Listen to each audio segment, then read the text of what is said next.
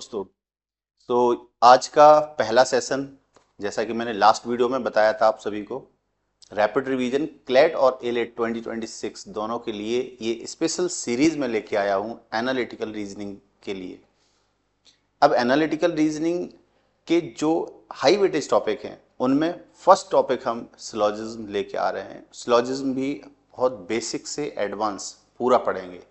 3 videos रहेंगे, ये first video है डे 1 जैसा कि आप देख पा रहे होंगे, और इसके बाद नेक्स्ट डे 2 पे अलग अलग टॉपिक रहेंगे। सिलॉजिज्म के सब टॉपिक अलग अलग रहेंगे। जैसे आज हम क्या समझने वाले हैं, बेसिक्स ऑफ सिलॉजिज्म, ये हमारा आज का पार्ट होगा। नेक्स्ट हम क्या समझेंगे, कुछ स्पेशल कंडीशंस जो रहती हैं सिलॉजिज्म की वो, एंड आइदर और केस ऑफ सिलॉजिज्म, ये नेक्स्ट वीडियो रहेगा। थर्ड वीडियो रहेगा हमारा सिलॉजिज्म का, जो मिक्स्ड बैग टाइप क्वेश्चंस आते हैं, more than 2 statements, 5 and 6 statement based syllogism, जो कि क्लैट में ऑलरेडी पूछे जा चुके हैं प्रीवियस ईयर्स में, वो पैटर्न। और इसके अलावा कोडेड सिलॉजिज्म, रिवर्स सिलॉजिज्म, है ना, इन सब चीज़ों को हम एक एक करके समझने की कोशिश करेंगे और इनसे रिलेटेड क्वेश्चंस भी प्रैक्टिस करेंगे। तो अब हम स्टार्ट करते हैं अपने कोर वीडियो को विदाउट एनी फर्दर डिले। तो मैं Raghavendra Dwivedi, your logical reasoning mentor. बढ़ते हैं और समझते हैं सिलॉजिज्म क्या है ना। आप में से हो सकता है ऐसे कई सारे स्टूडेंट्स हों जिनको सिलॉजिज्म थोड़ा बहुत ऑलरेडी आता होगा, ये एक्सपेक्टेड है, बट ये सीरीज उन सभी बच्चों के लिए है जिनको थोड़ा बहुत आता है या बिल्कुल भी नहीं आता है, जो कंफ्यूज रहते हैं, उन सभी बच्चों के लिए ये स्पेशली सीरीज है। बोलते ना, मैंने एक तरफ से झाड़ू लगा दी है कि जहां पर भी कचरा डाला होगा ना दिमाग में, ये पूरे 3 वीडियोस देखने के बाद वो कचरा साफ हो जाएगा दिमाग से, आपके कॉन्सेप्ट बिल्कुल क्लियर हो जाएंगे सिलॉजिज्म को लेके, ठीक है ना। सो लाइक जरूर करते चलना वीडियो को। वीडियो पे आपके लाइक और कमेंट कैसे आ रहे हैं, वो चीज हमें इस सीरीज के अगले वीडियोस को बनाने में मोटिवेट करेगा। तो मोटिवेट रखना टीचर को, वीडियो मिलते रहेंगे, ठीक है। आगे बढ़ते हैं सिलॉजिज्म के बारे में। जैसा कि मैं बोलूं, सिलॉजिज्म के जो क्वेश्चन है इन सबको आइडिया आपको होगा। स्टेटमेंट्स गिवन होते हैं एंड कंक्लूजन्स भी गिवन होते हैं। हमें सिर्फ ये चेक करना होता है कि स्टेटमेंट की इंफॉर्मेशन को ट्रू कंसीडर करते हुए कंक्लूजन स्टेटमेंट को फॉलो कर रहा है या नहीं कर रहा है। दैट मीन्स कंक्लूजन वैलिड है या नहीं गिवन स्टेटमेंट की इंफॉर्मेशन के बेस पर।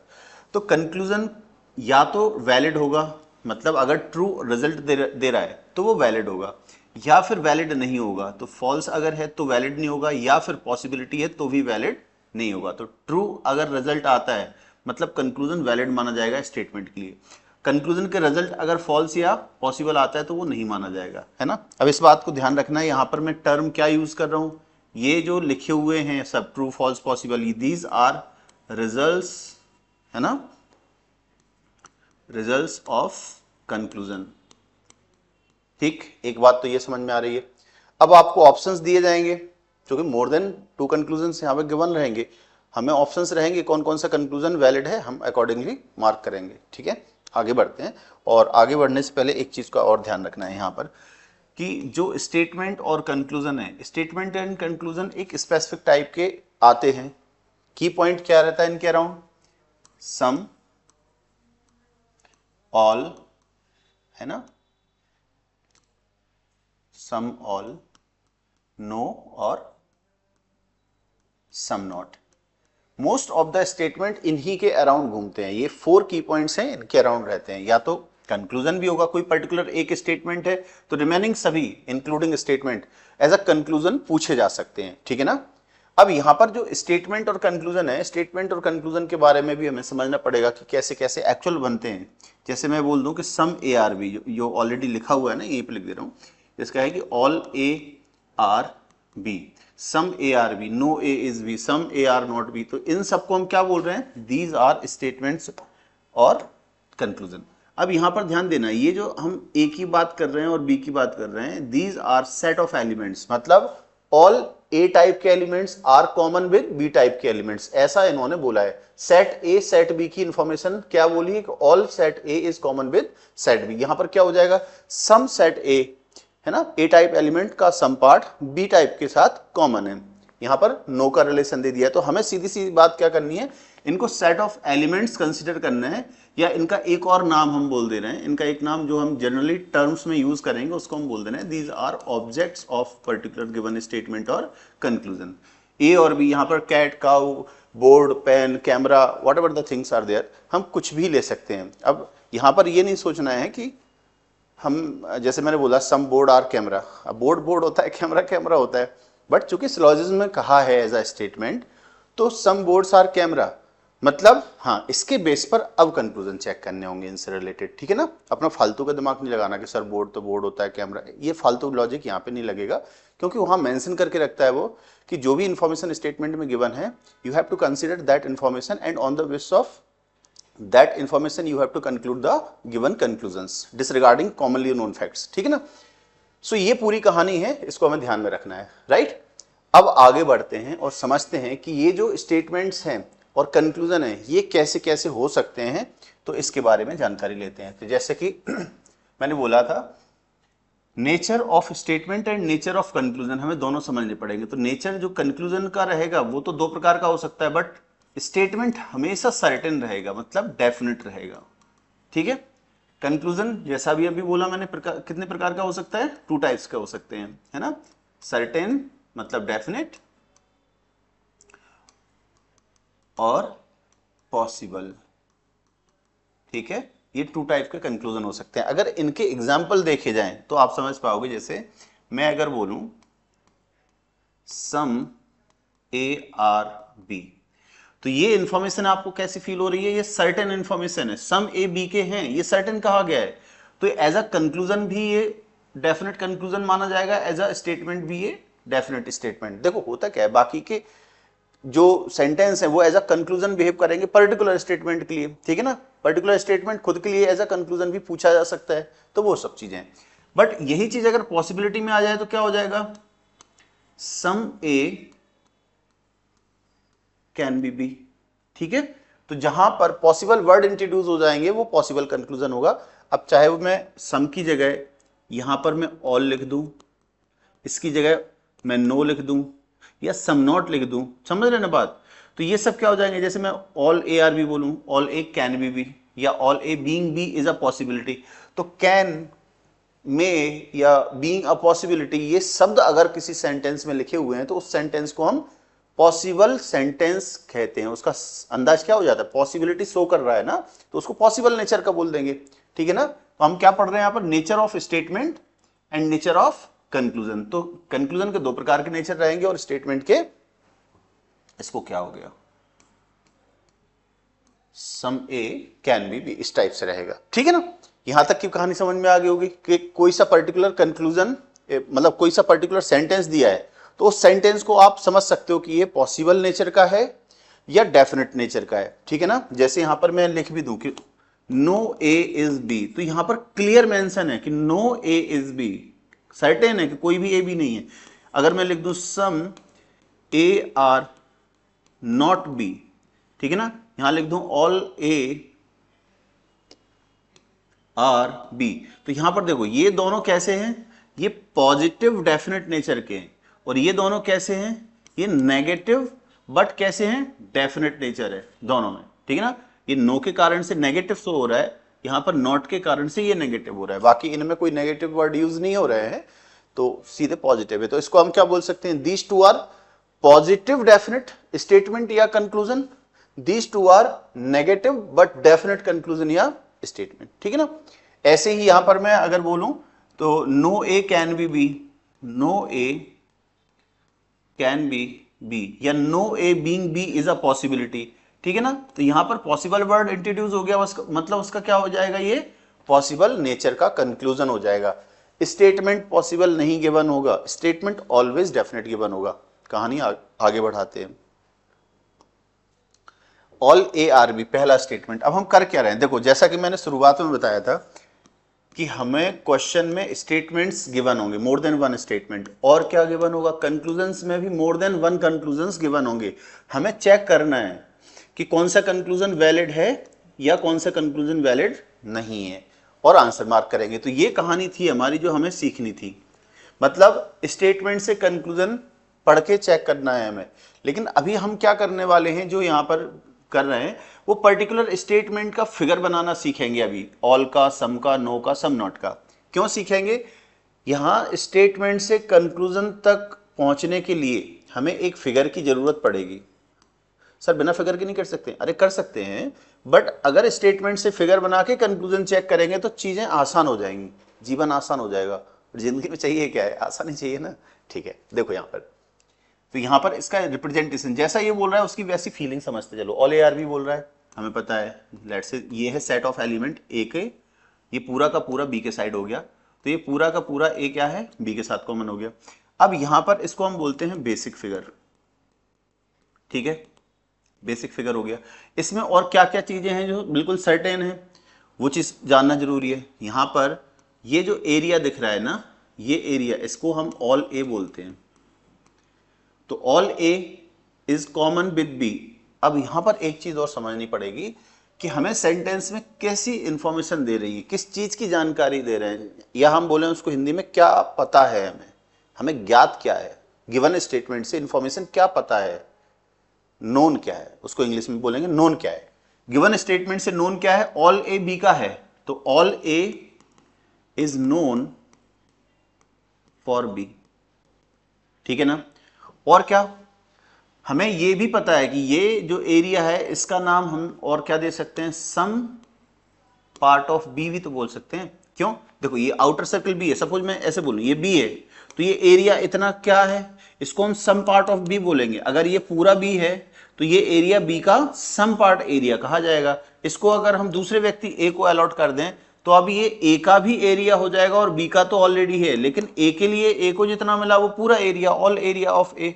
बट बी को मिला तो बी के पूरे एरिया में से ये एरिया सम पार्ट है, थोड़ा सा एरिया है, तो हम बोलेंगे this area is some part of B.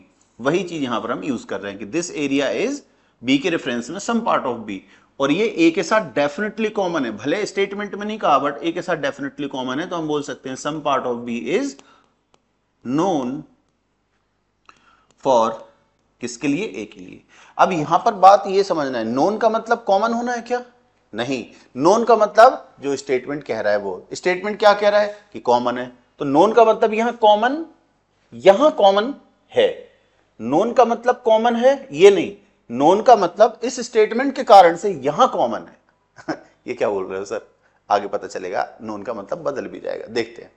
फिलहाल अब इंपॉर्टेंट बात यह आती है कि जो बचा हुआ पार्ट है, देखो बी के दो पार्ट थे, एक पार्ट ए के साथ है और एक पार्ट जो ए के बाहर दिख रहा है, दैट मींस ये भी बोलेंगे हम सम पार्ट ऑफ, इसको भी हम क्या बोल रहे हैं, सम पार्ट ऑफ बी, जो कि remaining some part of B है, और ये अननोन है क्योंकि स्टेटमेंट में न तो डायरेक्ट और ना इनडायरेक्ट, कैसे भी करके इसके बारे में कुछ नहीं पता कि वो कॉमन नहीं है या वो कॉमन है ए के साथ। ठीक है ना। So this is unknown for A, some part of B unknown है। अब एक बात का ध्यान रखना, जैसे मान लो तुम कमरे में बैठ के पढ़ाई लिखाई कर रहे हो, कमरा है बंद, बाहर से किसी ने नॉक किया, अब तुम्हें नहीं पता ना कि बाहर कौन है, फैमिली मेंबर में से कोई है, फ्रेंड है, कौन है बाहर, हमें नहीं पता, बट बाहर किसी ने नॉक किया, तो that situation is basically unknown ना। अब अननोन सिचुएशन में तुम कुछ भी कमेंट करोगे, मैं पूछूं भैया कौन है बताओ बाहर, ठीक है ना, तो अब ऐसी सिचुएशन में तुम कहोगे मम्मी है, दैट मीन्स हो भी सकती है, नहीं भी हो सकती, हो सकते पापा हो सकता है भाई बहन हो आपका, कोई हो सकता है कोई फ्रेंड खड़ा हो, कोई रिलेटिव खड़ा हो, है ना, उसने नॉक किया हो, मतलब कुछ भी हो सकता है। अननोन सिचुएशन में कुछ भी हो सकता है, बात क्लियर है ना। मतलब दरवाजा लकड़ी वकड़ी का होगा जिसमें कि आपको दिखाई नहीं दे रहा होगा, मैं उसकी सिचुएशन की बात कर रहा हूँ, ठीक है। हाँ, फिलहाल हमें यह समझना है पूरी कहानी में से ऑल ए आर बी में से ऑल ए बी का है, तो ये वाला एरिया, इस एरिया को ए का ऑल पार्ट कहेंगे जो डेफिनेटली बी के साथ है, बी के सम पार्ट ए के साथ डेफिनेटली होगा ही होगा कॉमन, लेकिन बी का ये रिमेनिंग जो अनसाइडेड पार्ट दिख रहा है ना, ये रिमेनिंग पार्ट बी का ए के साथ कॉमन नहीं है, ऐसा सर्टेन नहीं कह सकते हैं। हो सकता है कि कॉमन ना हो सकता है कि ये पाला पार्ट भी ए के साथ कॉमन हो। क्यों?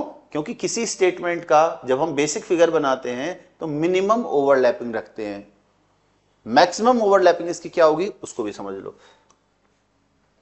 ये है ए, इसी को ओवरलैप करते हुए ये रहा बी, देखो ए और बी इक्वल कर दें, तो ऑल ए आर बी अभी है क्या इसमें? हाँ, अभी ऑल ए बी के साथ है, एक भी ए ऐसा नहीं है जो बी के बाहर है, ऑल ए बी के साथ है। हाँ, वो बात दूसरी है कि जो ऑल बी है वो पूरा ए के साथ भी है, मतलब इसको हम मैक्सिमम एक ही मैक्सिमम ओवरलैपिंग बी के साथ कह सकते हैं, ये एक ही मिनिमम ओवरलैपिंग है। तो हमें बेसिक फिगर में क्या होता है? Minimum overlapping. तो ये वाला फिगर कौन सा है सर? ये फिगर होता है पॉसिबल फिगर, ये है पॉसिबल फिगर, ठीक है ना। अब सर ये बना कैसे, क्यों बना, इसके पीछे चक्कर क्या है भाई? देखो ध्यान से समझना इस बात को। मैं आपको जो समझा रहा हूं कि ये बी का अनसाइडेड पार्ट जो था, जिसको हम नाम दे रहे थे अननोन, तो ए अगर एक्सपांड किया तो किस एरिया को कवर किया होगा उसने? अननोन को ही तो किया होगा। मतलब अननोन एरिया कॉमन होने की भी पॉसिबिलिटी रखता है, possibility, not definite sure, possibility रखता है, और अननोन ना हो इसकी भी पॉसिबिलिटी रखता है। बस यही फंडे सम, नो, नॉट, सब में यही फंडे चलेंगे। अगर ये चीज समझ में आ गई, अब चीजें रिमेनिंग 3 स्टेटमेंट्स में सीधी सीधी रेप्लिकेट होनी है, ठीक है ना। तो आगे बढ़ते हैं, ठीक है ना। अभी हमें समझना इसका टेक अवे क्या होगा, आपको यह समझ में आना चाहिए कि इस स्टेटमेंट का फिगर क्या बनेगा, इस फिगर में क्या चीज नोन है, क्या चीज अननोन है। क्योंकि कंक्लूजन जब कहेगा तो कंक्लूजन क्या कहेगा? Some B are A, all B are A, some B are not A, some A are B, all A are B, some A are not B, कुछ ऐसे कहेगा। मतलब ए के या बी के some, no, all, some, not part पर दूसरे के लिए कमेंट करेगा। तो हम क्या करेंगे? कंक्लूजन में जो डिमांड करी गई होगी जितने पार्ट की, हम वो पार्ट देखेंगे, वैसा है यहां पर है, मैच कर पा रहा है, मैच करेगा तो कंक्लूजन सही होगा, मैच नहीं करेगा तो कंक्लूजन रॉन्ग हो जाएगा। बस इतना सा काम है, सिंपल। मतलब फिगर बन गया, फिगर में नोन अननोन समझ आ गया, जीवन आसान है। लाइक मारते चलो भाई, लाइक अभी के अभी मार दो, कसम है तुम्हें सिलोजिज्म की, लाइक मार के चलो, ठीक है ना। हाँ, देखना चाहते हैं ना कि तुम कितने सिंसियर हो, आगे की जो सीरीज हम लाना चाह रहे हैं उसको देखने सुनने के लिए तुम सिंसियर हो भी कि नहीं। तो तुम्हारे लाइक और कमेंट ये डिसीजन करने में हेल्प करेंगे कि मैं आगे की वीडियो तुम्हारे लिए बनाने वाला हूँ कि नहीं, ठीक है ना। मैं खुल के बोल रहा हूँ, that is one of the motivation factor. मुझे तुम्हारा रिस्पॉन्स चाहिए, यूं नहीं कि वन वे हम आपको बस पढ़ाए जा रहे हैं, यूट्यूब पर डाले जा रहे हैं अपना कोर कंटेंट, ऐसा नहीं करेंगे। इफ़ यू आर इंटरेस्टेड, और वो इंटरेस्ट शो होना चाहिए आपके लाइक्स में और कमेंट में, ठीक है ना, और व्यूज़ में, तब हम इसको आगे बढ़ाएंगे। अगला स्टेटमेंट, उसका रिप्रेजेंटेशन देखते हैं, ठीक है, रिप्रेजेंटेशन ऑफ स्टेटमेंट। और हाँ, आप में से अगर कोई ऐसा बच्चा देख रहा है जो न्यू है इस चैनल पे, तो सब्सक्राइब तो कर ही लेना, क्योंकि ये वीडियोस अभी लगातार आ रहे हैं और मिलते रहें तुमको, और एग्ज़ाम तक हम आपका साथ देने वाले हैं। अभी तो एक पार्ट रैपिड रिवीजन लेके आए, फिर सैम्पल पेपर रिलीज करने के हैं, पी वाई क्यू का सॉल्यूशन रिलीज करना है, कहानी बहुत लंबी है। पर वो सब कब होगा? वो मैं बहुत खुली किताब दूँ, वो सब तभी होगा जब आपका रिस्पॉन्स हमें दिखेगा वीडियोस के, शेयर में, लाइक में, कमेंट में, तभी, है ना। ये मेरी डिमांड है, मैं इतनी डिमांड करता नहीं हूँ बट कर रहा हूँ, इस बार कर रहा हूँ। सम ए आर बी, यहां पर देखते हैं, ए का सम पार्ट बी के साथ है, तो इसका फिगर तो मोस्टली बच्चे जानते हैं कि कैसा बनता है ना। ये ए और ये है बी, ए का सम पार्ट बी के साथ है, जरा देखना, ए का सम पार्ट बी के साथ है, तो बी का सम पार्ट भी तो ये ए के साथ कॉमन हो रहा है ना। मतलब हम इस कॉमन एरिया को दोनों नाम दे सकते हैं ना। ये वाले एरिया को हम बोल सकते हैं ये है सम पार्ट ऑफ ए, जो कि कॉमन है बी के लिए, ये पता है। कहां से पता है? सम ए बी है, ये कह रखा है, तो सम ए इज नोन। और क्या बात नोन है यहां पर? कि कॉमन है। यहां पर नोन बात क्या है? कॉमन होना, कॉमन होना, ये बात नोन है। कॉमन किसके लिए है, किसके साथ है? फॉर बी, ठीक है ना। या इसी को हम क्या बोलेंगे? सम पार्ट, इस एरिया को सम पार्ट ऑफ बी, जो कि कॉमन है किसके लिए? ए के लिए। पढ़ने में आ जाएगा, some A is known for B, some B is known for A. Understood ना। अब रिमेनिंग की बात करेंगे, मतलब रिमेनिंग मतलब ये ए का जो बच रहा हुआ अनसाइडेड पार्ट, इसकी बात अगर हम करें तो ये क्या हो गया? ये बचा हुआ ए है, इसको भी हम कहेंगे सम ए। लेकिन ये सम ए स्टेटमेंट में कुछ नहीं कहा कि ये कॉमन बी के साथ नहीं है, ऐसा भी नहीं कहा, ना रिफ्लेक्ट हो रहा है। तो ये अनसर्टेन पार्ट है। अनसर्टेन मतलब अननोन वाला। अननोन मतलब स्टेटमेंट में डायरेक्टली इनडायरेक्टली इसके बारे में कुछ भी नहीं पता। अननोन किसके लिए अननोन है? दूसरे ऑब्जेक्ट बी के लिए। और बी का ये बचा हुआ पार्ट जिसको हम सम पार्ट ऑफ बी कहेंगे this is unknown for this some B is unknown for A. बस इतनी सी बात है। और जहां मैंने बताया था कि अननोन वाला एरिया आ गया तो वो कॉमन होने की भी तो चांस रखता है ना। कॉमन ना हो, जैसा अभी दिख रहा है कि कॉमन नहीं दिख रहा, वैसा एक्चुअली हो वैसा भी चांस रखता है। दोनों ही चांस हैं। अब ये चीज अगर इसके साथ कॉमन हो जाए, जरा थोड़ी ध्यान से सोचना इसको। मैं अगर ये एक सर्कल था, मैं इसको खींच के बी के अंदर पूरा घुसा दूं अंदर से, तो क्या ऐसा फिगर बन सकता है? ये बी था, सर्कल ए को बी के अंदर घुसा दिया, तो ये क्या हो गया? ए बी के अंदर चला गया। ऐसा हो सकता है ना? मतलब सम ए आर बी से ऐसा एक फिगर बनाया जा सकता है। तो अगर कंक्लूजन आएगा, कंक्लूजन अगर ये आएगा कि क्या all A can be B, तो ये कंक्लूजन वैलिड माना जाएगा।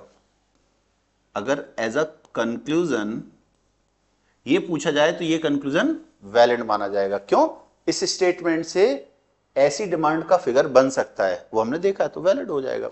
अच्छा, अगर हमारा मन चले तो ये बी वाले सर्कल को मैं खींचूं और ए के अंदर पूरा घुसा दूं इसको, ठीक है ना? तो क्या बन जाएगा? ए सर्कल के अंदर बी को पूरा पुश कर दिया, ये ए सर्कल था, इसको और बी को कुछ ऐसे हम देख सकते हैं, ठीक है ना? मतलब बी पूरा आ सकता है। तो कंक्लूजन यहां पे क्या बन सकता है? इसके लिए कंक्लूजन क्या बन सकता है? इस वाले के लिए कंक्लूजन बनेगा ऑल बी कैन बी ए। हाँ, ऑल बी कैन बी ए, ये वाली बात भी वैलिड हो जाएगी। एक और बन सकता है, किसी की मर्जी चले, वो इधर इसको खींचे और इधर इसको खींचे, दोनों को एक साथ बराबर से, मतलब ऐसा एक साथ पुश कर दे तो दोनों के दोनों एक दूसरे को एग्जैक्टली बराबर भी कर सकते हैं, इक्वल भी कर सकते हैं। तो all B are A as well as all A are B, all A are B as well as all B are A, जितने ए हैं एग्जैक्टली उतने ही बी हैं। तो ये 3 फिगर बनते हैं और इनका नाम है पॉसिबल फिगर। इनका नाम है पॉसिबल फिगर। तो इस पर्टिकुलर स्टेटमेंट का ये जो बना है इसको बोलते हैं basic figure. Basic figure means objects की minimum overlapping. Possible figure means objects की जो मैक्सिमम ओवरलैपिंग की जा सकती है। तो पूरा ए किया जा सकता है, पूरा बी ए के साथ और ए और बी पूरा पूरा ए के साथ। ये मैक्सिमम ओवरलैपिंग के 3 फिगर्स बन रहे हैं, ठीक है ना? तो इस तरह से हमें ये समझना है। फिलहाल इस स्क्रीन का टेक अवे क्या है? हमें ये समझना है statement some A are B का फिगर क्या बनेगा, उसमें भी क्या नोन है। नोन मतलब क्या नोन है? यहाँ पे कॉमन होने की जानकारी दी है। तो नोन क्या है? कॉमन है, ये बात नोन है। क्या? रिमेनिंग सम ए, रिमेनिंग सम बी, ये अननोन है। इसके बेस पर कंक्लूजन चेक करेंगे। अभी फिलहाल थर्ड फिगर को हम देखते हैं। नो ए इज बी का रिप्रेजेंटेशन कैसा होगा? नो ए इज बी का। अब नो ए इज बी, एक व्यक्ति था ए, एक सेट था ए, बोल रहे हैं कोई भी ए बी नहीं है, तो एक भी एलिमेंट ए का बी के साथ कॉमन नहीं है, मतलब बी को अलग रखना पड़ेगा। और इस तरह से इनको मार्क कर सकते हो। कई जगह नहीं भी किया जाता है, सिर्फ इतना छोड़ दिया जाता है।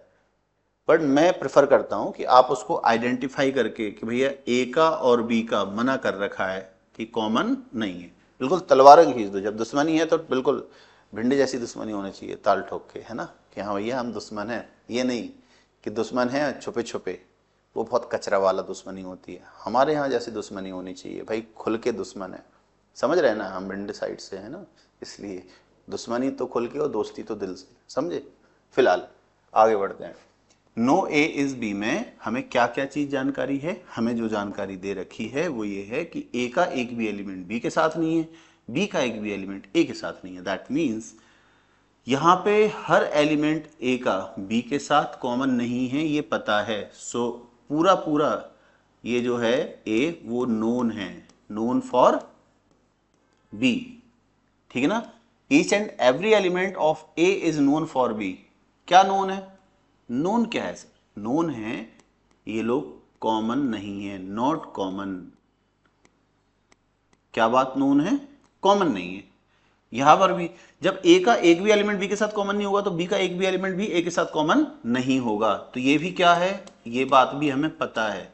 तो देखो, नोन का मतलब कॉमन होने से नहीं है, नोन का मतलब कॉमन होने से नहीं है, नोन का मतलब गिवन स्टेटमेंट में क्या दिया है वो यहां के लिए है, अंडरस्टूड ना।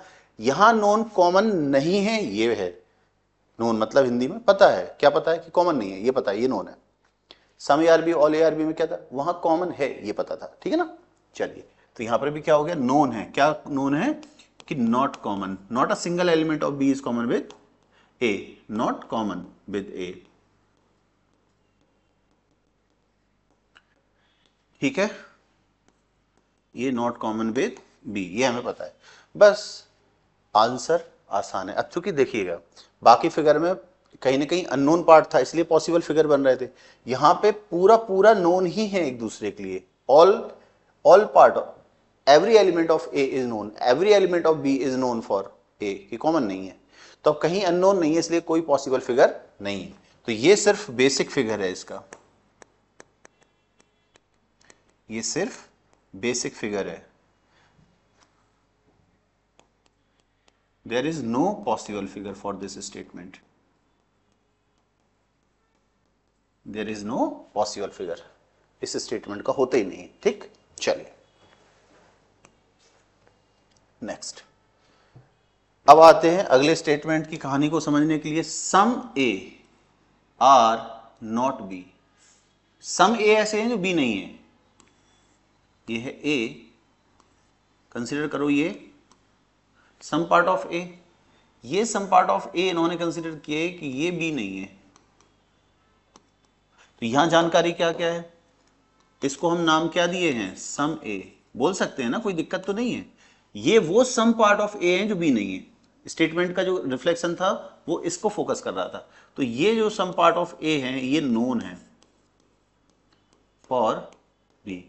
वही बात सर, नोन क्या है, not common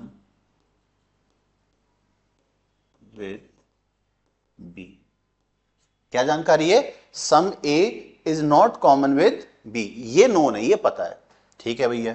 what about the remaining undecided part of A, ये भी तो कहीं ना कहीं सम ए है ना, तो इसको भी हम क्या बोलेंगे, this is unknown for B, because इसके लिए इस स्टेटमेंट में कुछ नहीं कहा कि वो बी का नहीं है, कि वो बी का है, कुछ नहीं कहा, तो ये क्या हो जाएगा, अननोन हो जाएगा बी के लिए। यही वो पार्ट है जो बी के साथ पॉसिबिलिटीज क्रिएट करवा सकता है। अब बी का देखो, बी के बारे में ना तो यहां से पता चल रहा है कि वो कॉमन है कि नहीं है, अनलाइक ऑल ARB, जैसे ऑल ARB में हमने सीखा था ना कि ऑल ए बी का है, तो बी का सम पार्ट ए का होगा ही होगा, अनलाइक सम ARB, सम ARB में हमने सीखा था ना कि सम ए बी का है, तो सम भी डेफिनेटली ए का होगा, वहां कहा नहीं था बी के बारे में, बट डेफिनेटली कंक्लूड हो रहा था कि वो है कॉमन, ठीक है। यहां अच्छा, नो के बारे में भी था, नो के बारे में हमने क्या सीखा था, no A is B, no A is B, तो नो बी इज ए, दोनों से पता था, लेकिन यहां दिक्कत यह है कि सम ए बी नहीं है, बी के बारे में यहां कुछ भी पता नहीं चल पा रहा है, एक सिंगल एलिमेंट का ये कंफर्मेशन नहीं है कि ये वाला एलिमेंट ए का नहीं है, या एक सिंगल एलिमेंट का ये कंफर्मेशन नहीं है कि वो बी का एक वो पर्टिकुलर एलिमेंट ए के साथ कॉमन है, हमें कुछ भी नहीं पता। दैट मीन्स इसको हम एक अलग कंडीशन देते हैं, इसका नाम होता है कि पूरा पूरा बी है ना, बी इज कंप्लीटली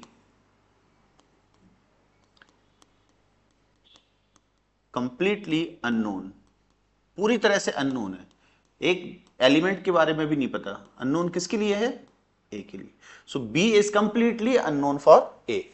अब बी के some part, no, all, some not, B के लिए इनमें आप कुछ भी बोलोगे, ए के लिए, बी के बारे में ए के लिए some B are A, all B are A, no B is A, some B are not A, मतलब बी के बारे में ए के लिए कुछ भी बोलोगे सब रॉन्ग हो जाएगा, बिकॉज क्या हो जाएगा, ये कंप्लीटली अननोन है, आप सर्टेन कह ही नहीं सकते। यहीं पर बी के बारे में ए के लिए आप कुछ भी बोलो पॉसिबल, सब सही हो जाएगा। तो यहां से एक चीज कंक्लूजन जाएगी, अब जो बोल रहा हूं उसको बिल्कुल ध्यान से सुनना, ठीक है ना। जब अननोन पार्ट होता है तो अननोन पार्ट के बारे में सामने वाले ऑब्जेक्ट के लिए सर्टेन कहा जाएगा, वो रॉन्ग हो जाएगा।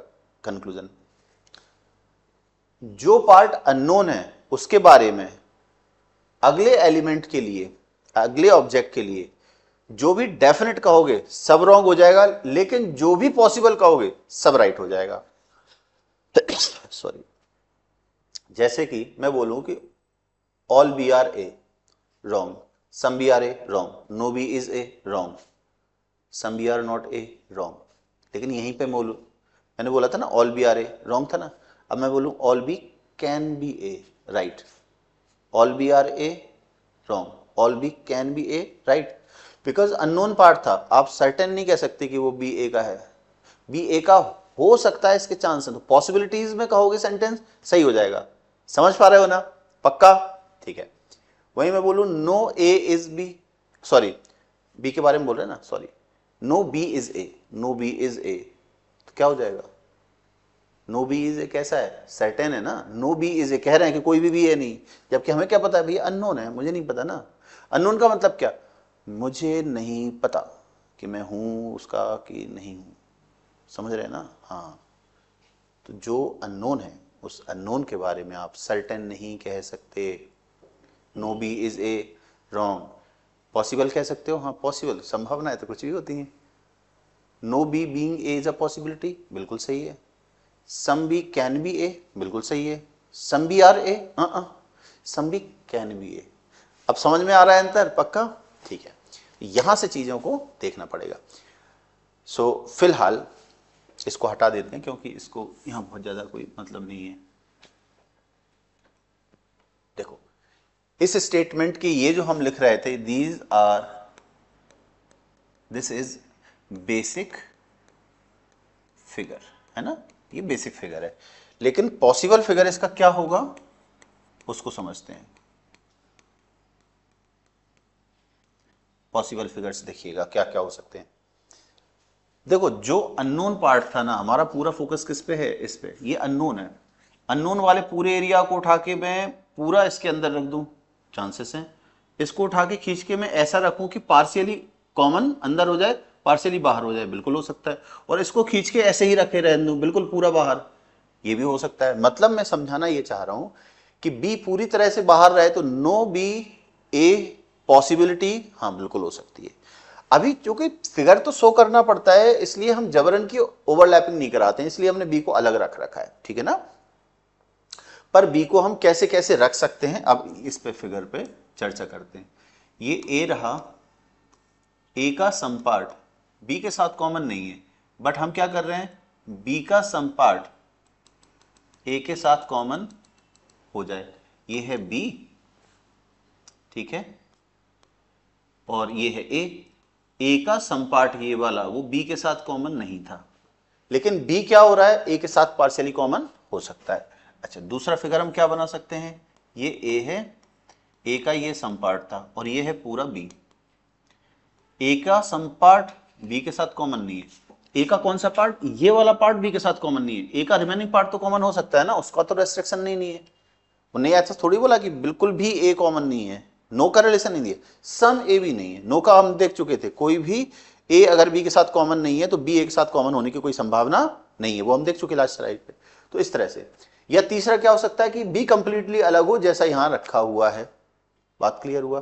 तो these are possible figures of the statement. तीसरा बना ही देते हैं बेसिक, और वो तीसरा फिगर सेम ही हो जाएगा, उसमें कोई अंतर नहीं है, बस लाइन में इधर खींचूं या इधर खींचूं या इधर, उससे कोई फर्क नहीं पड़ता। इसको मैं बी बोल दूं कि यार ए का सम पार्ट बी नहीं है, बट बी बिल्कुल अलग है, बाहर है, तो चाहे मैं लाइन इधर खींच के बना दूं चाहे इधर खींच, इनमें अंतर नहीं है। These two figures are exactly same. Okay, so ये बेसिक कहानी थी, यहां तक आप लोगों ने समझा है ना। अब कुछ चीजें जो जानना आपके लिए भी जरूरी है उसको समझते हैं। देखो क्या बोल रहे हैं वो, कुछ स्पेशल स्टेटमेंट जिनको हम क्या क्या बोल सकते हैं, जैसे ऑल को हम ईच और एवरी बोल सकते हैं, ठीक है ना। जैसे अगर कहा जाए एवरी ए इज बी, इसका लिटरली मीनिंग क्या होगा, ऑल ए आर बी। ऐसे सम के क्या क्या नाम दे सकते हैं, at least some A are B, तो भी some A are B treat होगा। फ्यू ए आर बी, तब भी सम ए आर बी माना जाएगा। मोस्ट या मोस्टली ए आर बी, देखो मोस्टली ए आर बी, ठीक है, मोस्टली में ऑल नहीं होगा सम होगा। मैनी ए आर बी, मतलब सम ARB, ठीक है ना। जनरली ARB, यहां पर एक चीज और मिस कर दी तो लिख दे रहा हूं, जनरली ARB मतलब सम ARB। जनरली ARB का मतलब किससे जाएगा, सम ARB से जाएगा। अंतर समझ में आ रहा है, ठीक है। परसेंट वाइज बात करें, परसेंट वाइज कैसा, जैसे देखो 0% को हम नो से कंसीडर करते हैं, नो से रिप्लेस करेंगे। 1 से लेके 99 में अगर इंटीजर वैल्यू में कुछ दे के रख रहा है तो वो क्या होगा, सम में ट्रीट होगा। और 100% का मतलब होता है पूरा पूरा मींस ऑल। तो इन कीवर्ड्स को आप परसेंट वाइज कुछ इस टाइप से कन्वर्ट कर सकते हो, इनको भी ध्यान रखना है आपको, ठीक है। अब सम नॉट का काफी इंटरेस्टिंग है, कहीं ऑल नॉट लिखा हो, जैसे बोला हो ऑल AR नॉट बी, बहुत इंटरेस्टिंग है ये, बच्चे कंफ्यूज होते हैं इसमें, ठीक है ना। कहीं लिखा है ऑल AR नॉट बी, तो all AR not B is equivalent to some AR not B. No का रिलेशन मत ले लेना, यहां से नो का रिलेशन कंसीडर नहीं होगा, ध्यान रखना। ऑल AR नॉट बी का मतलब ऐसा मत कर देना नो A इज बी, नहीं, रॉन्ग हो जाएगा वो। ऑल AR नॉट बी का मतलब सम AR नॉट बी। इसका दिमाग में इजीली डाइजेस्ट नहीं होता है, इसलिए हमने एक रिलेवेंट एग्जांपल लिया। जैसे मैं बोलूं कि all flowers are not roses, हाँ ये सही बात है, सभी फ्लावर्स देश दुनिया में रोजेज अकेले थोड़ी होते हैं, रोजेज के अलावा भी तो हैं, कमल का फूल हो गया, गेंदे का फूल हो गया, है ना, पता नहीं क्या क्या है, वो बहुत सारे फूल होते हैं, है ना। दिल गार्डन गार्डन हो जाता है जब गार्डन में जाते हैं फूल को देख के, ठीक है। फिलहाल हमें क्या देखने मिल रहा है, all flowers are not roses, इसका मतलब क्या है, इसका मतलब some flowers are not roses, बाकी के रोज होंगे, यही तो मतलब जाएगा ना। तो अब आपको याद रख लेना है कि सम नॉट का ट्रीटमेंट होगा किसके लिए, ऑल AR नॉट बी के लिए, सम AR नॉट बी की तरह आप कंक्लूजन को सॉल्व करेंगे। फिलहाल पॉसिबिलिटी टर्म्स किस किस की होती हैं, can be, may be, could be, है ना, या बीइंग अ पॉसिबिलिटी, ऐसा कहीं कंक्लूजन में लिखा हो, जैसे सम ए कैन बी और some A being B is a possibility, exactly same, इनमें अंतर नहीं है। इनको हम क्या बोलते हैं, पॉसिबल नेचर का कंक्लूजन। सर्टेनिटी कैसी होती है, सर्टेनिटी वो सब होती है, जैसे some ARB, all ARB, no A is B, some AR not B, ये सर्टेन कंक्लूजन या सर्टेन स्टेटमेंट है। एक और नेगेटिव सर्टेन क्या होता है, यहां पर कैन लिखा हुआ है बट ये सर्टेन है, कैन नेवर, नेवर क्या करता है, नेवर इस कैन के इंपैक्ट को खत्म कर देता है, बात समझ रहे ना। तो ये कैन नेवर बी का मतलब क्या हो जाएगा, नेगेटिव, 100% नेगेटिव। कैन नेवर का मतलब 100% नेगेटिव सेंटेंस। जैसे सम ए कैन नेवर बी, इसका इक्विवेलेंट मीनिंग क्या निकलेगा, सम AR नॉट बी से। पॉसिबल नेचर नहीं है ये, सर्टेन नेचर है, ध्यान रखिएगा। ओनली को हम नेक्स्ट क्लास में पढ़ेंगे इन डिटेल, क्योंकि नेक्स्ट क्लास में ओनली और ओनली अ फ्यू दोनों ही समझाने हैं, और आइदर और केस। तो नेक्स्ट वीडियो जो मैं बढ़ाने वाला हूं वो ओनली अ फ्यू से रिलेटेड, जो रिसेंट एग्जाम एलिट में भी आए हुए हैं, ओनली अ फ्यू और ओनली से रिलेटेड, और आइदर और, जो कि सबसे ज्यादा कंफ्यूजन है। आइदर और स्पेशली मैं जो समझाने वाला हूं वो 4 केसेस में से 2 आइदर और कौन से होते हैं, कौन से नहीं होते हैं, क्यों होते हैं और क्यों नहीं होते हैं। यूट्यूब पे कोई इसको एक्सप्लेन नहीं करता, आई एक्सप्लेन क्यों होते हैं और क्यों रिमेनिंग 2 आइदर और पेयर नहीं होते हैं। सो दिस इज राघवेंद्र द्विवेदी, और मैं आपको सजेस्ट करूंगा, और अगर आप में से कोई ऐसा स्टूडेंट देख रहा है जो लॉ प्रेप ट्यूटोरियल में क्लैट की प्रिपरेशन के लिए, अगर आप 11th में हैं और यहाँ पे जुड़ना चाह रहे हैं, बैच में एडमिशन लेना चाह रहे हैं, तो आप इंक्वायरी ले सकते हैं। मैं इंदौर में हूँ अभी, और इंदौर में जो गीता 1 पे तुलसी टावर है वहाँ पे मिलेंगे। अगर आपको कांटेक्ट करना है इंक्वायरी के लिए, आप नंबर ऐड कर सकते हैं, और हेड ऑफिस हमारी जोधपुर है, यहाँ से आप कनेक्ट कर सकते हैं। So that's it. Again video को अगर लास्ट तक आप देख रहे हैं, मतलब आप सिंसियर स्टूडेंट हैं, और क्या करना है इसके लिए अब मैं बताऊंगा नहीं। This is your mentor Raghavendra Dwivedi, signing off. Take care, मिलते हैं नेक्स्ट वीडियो में।